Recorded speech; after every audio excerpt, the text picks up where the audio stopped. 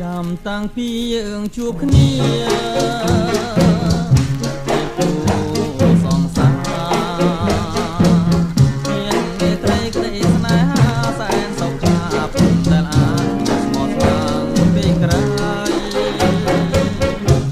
កែបងព្រេនួនល្អ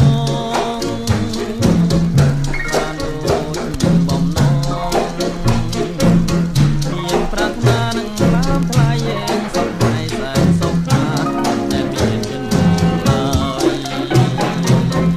នេះហើយគឺជាពរព្រេសំណាដែលយើងសាងអាកា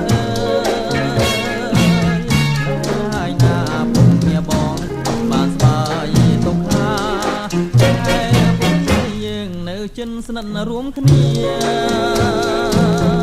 អយអងវែងយូរជាគូក្រងអិនសៅមកជាមួយបងជាសងសានរំខានណាកែអើយ